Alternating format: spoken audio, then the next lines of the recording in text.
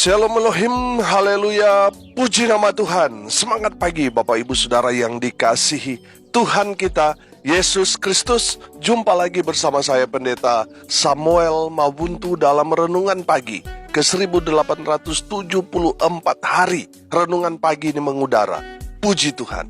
Bapak Ibu Saudara yang dikasihi Tuhan, sebelum kita mengawali segala aktivitas kita di pagi hari ini, mari kita buka hari ini bersama Tuhan dengan mendengarkan firman Tuhan. Sebelum kita membaca, mendengarkan, dan merenungkan firman Tuhan hari ini, mari kita berdoa. Minta pimpinan Roh Kudus. Kita berdoa.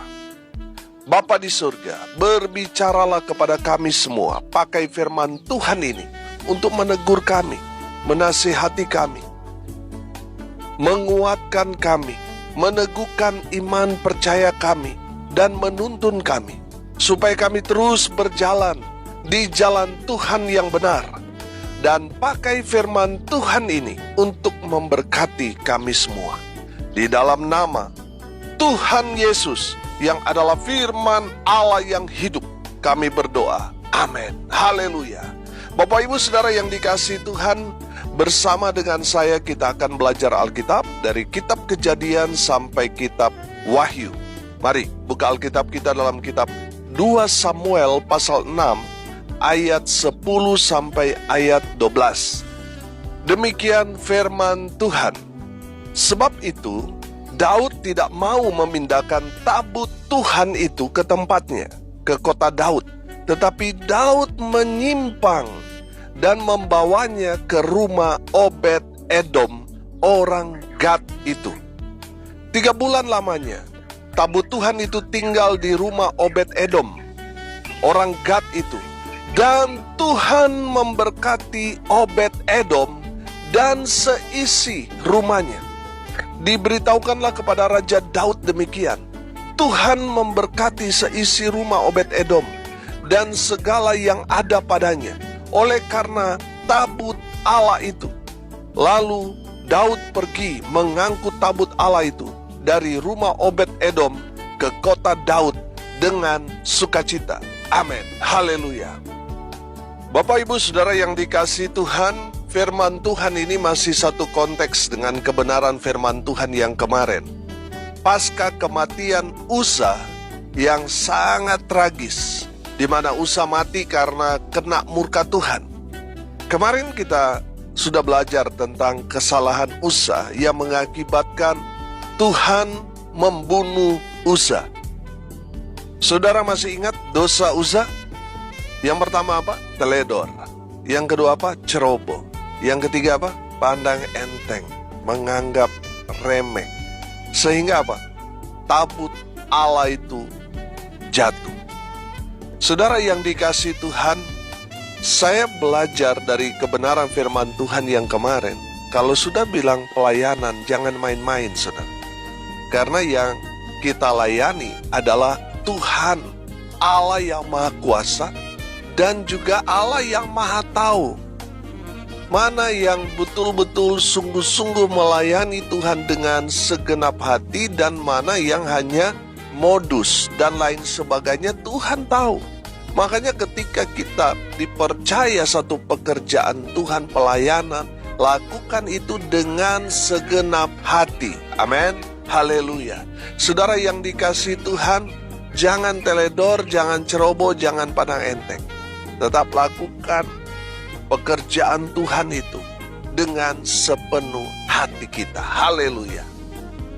Bapak Ibu Saudara yang dikasihi Tuhan, karena kejadian Uza itulah membuat Raja Daud ini ketakutan, takut sama Tuhan. Makanya di ayat 10 dikatakan di sana, tetapi Daud menyimpang dan membawanya ke rumah Obed Edom, orang Gad itu. Karena Daud takut nanti dia juga akan bernasib sama seperti dengan Uza. Makanya Daud menyimpang dari rencananya dia untuk membawa tabut Tuhan itu langsung ke kota Daud di Yerusalem. Karena kejadian Uza itu dia menyimpang, dia menitipkan tabut Tuhan itu di rumah Obed Edom.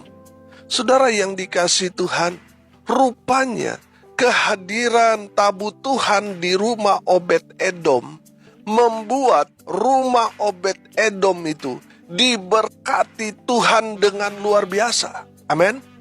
Bapak Ibu Saudara yang dikasihi Tuhan, tabut Tuhan dalam konteks perjanjian lama itu adalah lambang kehadiran Tuhan di tengah-tengah umatnya. Amin. Haleluya. Dalam konteks saat ini, kehadiran Tuhan bisa kita alami dalam persekutuan ibadah, di mana kita bersekutu memanggil nama Tuhan suami istri walaupun mereka hanya berdua. Tuhan hadir di tengah-tengah kita. Amin. Matius 18 ayat 20 berkata, sebab di mana 2 atau 3 orang berkumpul dalam namaku, di situ aku ada di tengah-tengah mereka. Amin. Haleluya.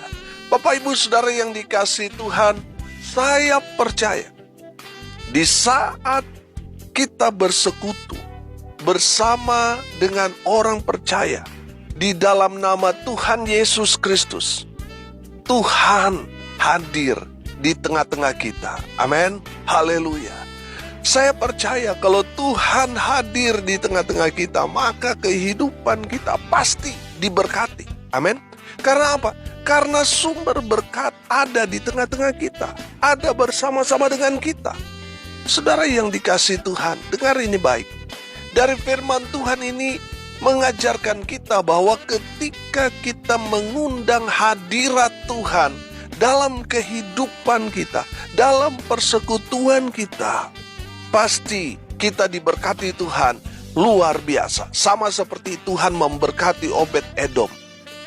Demikian juga saudara dan saya diberkati Tuhan dengan luar biasa. Amin. Saudara yang dikasihi Tuhan, pertanyaannya sekarang, kenapa kalau kita mengundang Tuhan Yesus hadir dalam kehidupan kita, kita diberkati Tuhan? Karena yang kita undang adalah sumber berkatnya. Amin. Sumber berkatnya kita undang, yang kita cari, yang hadir dalam kehidupan kita. Maka hidup kita pasti diberkati oleh Tuhan Yesus Kristus. Haleluya. Banyak orang kan hanya cari berkatnya, bukan sumbernya. Yang kita harus cari sumbernya. Amin. Kalau kita menemukan sumber mata air, oh haleluya, kita akan berkelimpahan air hidup itu. Amin. Tapi kalau kita hanya mencari aliran-alirannya, saudara, suatu saat itu aliran itu akan dialihkan ke tempat yang lain, dan tempat saudara akan kering. Atau mungkin aliran air itu akan terputus, mati dan sebagainya. Tapi kalau saudara mencari sumber mata airnya, saudara tidak akan berkekurangan. Amin. Karena sumber itu akan terus mengeluarkan air kehidupan. Haleluya. Makanya saudara jangan cari berkatnya, cari sumber berkatnya. Amin. Haleluya. Saudara, mari kita belajar dari Obed-Edom. Apa yang membuat Obed-Edom ini diberkati Tuhan? Seisi rumahnya diberkati. Apa yang dia perbuat beruntung dan berhasil. Haleluya. Yang pertama, Obed-Edom menerima tabut Tuhan dengan sukacita. Haleluya. Bapak Ibu Saudara yang dikasihi Tuhan, mari kita belajar dari Obed-Edom. Ketika tempat kita dipakai untuk ibadah, saudara terima dengan sukacita. Karena saudara, Tuhan senang ketika kita menerima Dia dengan sukacita, dengan segenap hati. Saudara pasti diberkati. Amin. Saudara, mari kita belajar dari Obed-Edom. Kalau tempat kita digunakan ibadah, saudara, jangan cemberut, saudara. Jangan ngambek, saudara. Jangan marah, tapi bersukacitalah.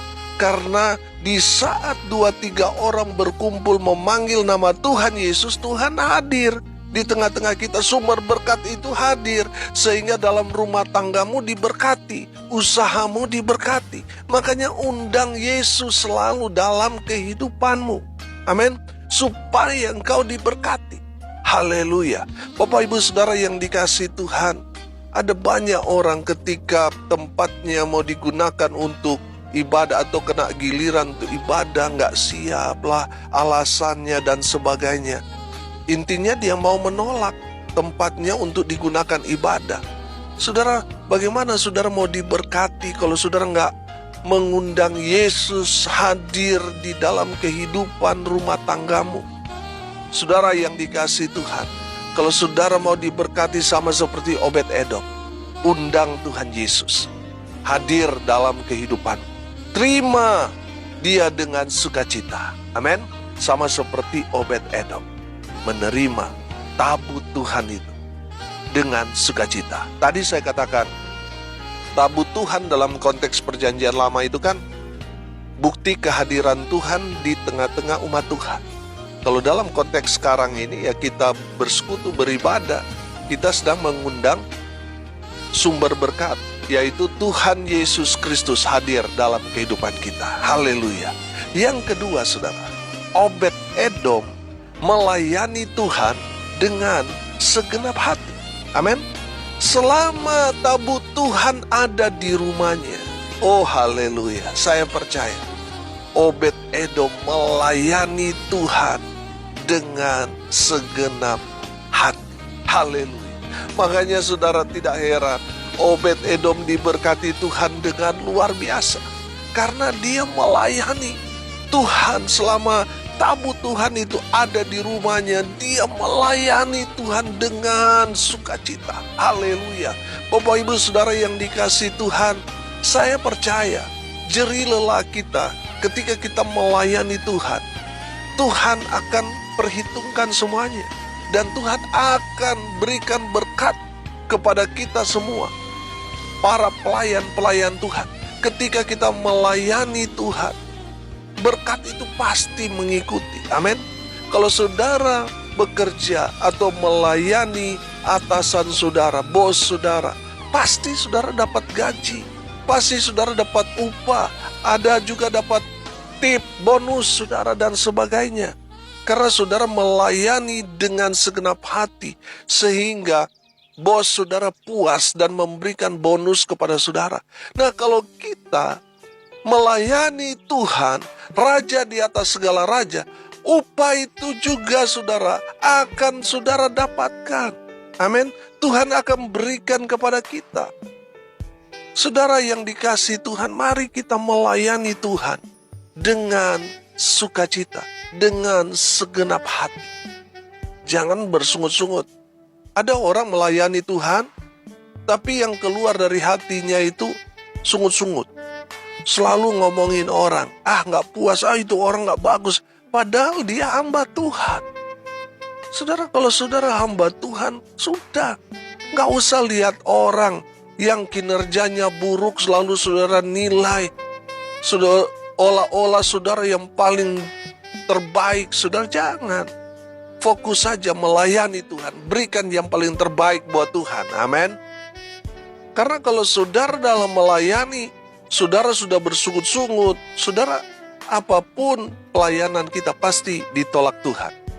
Makanya saudara, mari kita mau belajar melayani Tuhan dengan tulus hati, dengan sepenuh hati kita, dengan rasa cinta kepada Tuhan. Haleluya.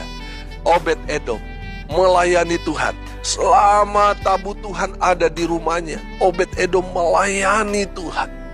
Haleluya.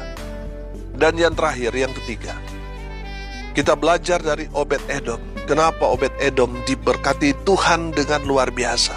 Karena Obed-Edom hidup takut akan Tuhan. Selama tabut Tuhan itu ada di rumahnya, Obed-Edom betul-betul menjaga hidupnya, hidup dalam kekudusan. Amin. Bapak ibu saudara yang dikasihi Tuhan, mari kita mau belajar dari Obed-Edom ini. Dia hidup takut akan Tuhan. Dia menjaga hidupnya tetap dalam kekudusan. Haleluya. Bapak ibu saudara yang dikasihi Tuhan, dengar ini baik-baik. Kalau saudara mau diberkati Tuhan, seisi rumahmu diberkati Tuhan, jaga hidupmu supaya tetap kudus di hadapan Tuhan. Amin. Saudara, ada berapa banyak orang yang tidak hidup dalam kekudusan dan berakhir kehidupan rumah tangganya, dalam pelayanannya, dalam usahanya, akhirnya berantakan, hancur, saudara. Karena apa, saudara? Tidak menjaga kekudusan. Saudara, dengar ini baik-baik. Kalau saudara sudah menikah, lalu saudara punya orang ketiga, saudara selingkuh, punya simpanan, cepat atau lambat, kehidupanmu akan rusak, kehidupanmu akan hancur, pelayananmu juga akan berantakan. Saudara, bertobat. Kalau sudah mendengar firman Tuhan ini, jaga hidupmu supaya tetap hidup dalam kekudusan. Amin. Bapak, Ibu, Saudara, lihat Obed-Edom. Dia hidup takut akan Tuhan. Dia menjaga hidupnya tetap kudus karena dia tahu tabut Tuhan itu adalah kehadiran Tuhan. Allah yang Maha Kudus hadir di tengah keluarganya, sehingga dia menjaga hidupnya agar tetap berkenan di hadapan Tuhan. Amin. Sehingga tidak heran Tuhan memberkati Obed-Edom karena dia menjaga hidupnya. Dia menghormati kehadiran Tuhan di tengah rumahnya. Dia menjaga hidupnya agar tetap kudus di hadapan Tuhan. Dan Tuhan memberkati Obed-Edom, seisi rumahnya, anak istrinya, cucunya, semua diberkati Tuhan. Saudara, 3 bulan tabut Tuhan ada di rumah Obed-Edom, tapi saudara lihat anak cucunya diberkati Tuhan. Kalau saudara melihat di dalam 1 Tawarik pasal 26 ayat 4 dan ayat 5 di sana, bagaimana menceritakan tentang keturunan Obed-Edom diberkati Tuhan. Amin. Perhatikan 1 Tawarik 26 ayat 4 dan ayat 5. Obed-Edom mempunyai anak-anak, yakni Semaya, anak sulung Yozabat, anak yang kedua Yoa, anak yang ketiga Sakar, anak yang keempat Netanel, anak yang kelima Amiel, anak yang keenam Isakar, anak yang ketujuh dan Pelutai, anak yang kedelapan. Sebab Allah telah memberkati dia. Amin. Allah memberkati Obed-Edom. Kenapa? Karena 3 hal ini. Dia menerima tabut Tuhan dengan sukacita. Dia melayani Tuhan selama tabut Allah itu ada di rumahnya. Obed-Edom melayani Tuhan dengan segenap hatinya. Dan yang ketiga, selama tabut Tuhan ada di rumahnya, Obed-Edom hidup takut akan Tuhan. Dia menjaga hidupnya agar tetap kudus di hadapan Tuhan. Haleluya. Bapak, Ibu, Saudara yang dikasihi Tuhan, kalau saudara mau diberkati sama seperti Obed-Edom, lakukan 3 hal ini. Dan saya percaya saudara akan menerima berkat yang sama seperti Tuhan memberkati Obed-Edom. Demikian juga saudara dan saya. Haleluya. Amin. Mari kita berdoa. Terima kasih Bapa di surga sudah menyapa kami dengan kebenaran firman-Mu. Berkati semua pendengar dimanapun mereka berada, sehingga mereka menjadi pelaku-pelaku firman. Hamba berdoa Tuhan memelawat mereka, memberkati hidup mereka, masa muda mereka, rumah tangga mereka, usaha pekerjaan pelayanan mereka, diberkati Tuhan.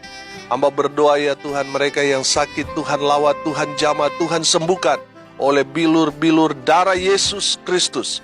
Mereka yang sakit mendengarkan renungan ini mengalami kesembuhan dari Tuhan Yesus. Mereka yang lemah dikuatkan, mereka yang berduka cita diberikan penghiburan sejati dari Tuhan Yesus. Mereka yang saat ini berulang tahun, Tuhan Yesus memberkati mereka. Hamba berdoa di dalam nama Tuhan Yesus, biarlah berkat Allah dari surga turun memenuhi semua pendengar, sehingga tidak ada yang terkecuali, semua diberkati oleh Tuhan Yesus. Bapak, Ibu, Saudara yang dikasihi Tuhan, arahkanlah hatimu dan terimalah berkat dari Tuhan Yesus. Tuhan memberkati engkau dan melindungi engkau. Tuhan menyinari engkau dengan wajah-Nya dan memberi engkau kasih karunia. Tuhan menghadapkan wajahnya kepadamu, dan memberi engkau damai sejahtera. Di dalam nama Tuhan Yesus, sumber segala berkat, Bapak Ibu Saudara yang percaya diberkati Tuhan, katakan amin. Puji Tuhan. Bapak Ibu Saudara yang dikasihi Tuhan, kalau saudara merasa diberkati melalui renungan pagi ini, bagikan juga kepada saudara-saudara yang lain, agar mereka juga diberkati. Karena untuk itulah kita dipanggil, untuk jadi berkat. Salam kasih dari Bali, saya Pendeta Samuel Mawuntu. Sampai jumpa besok pagi. Tuhan Yesus memberkati kita semua. Haleluya.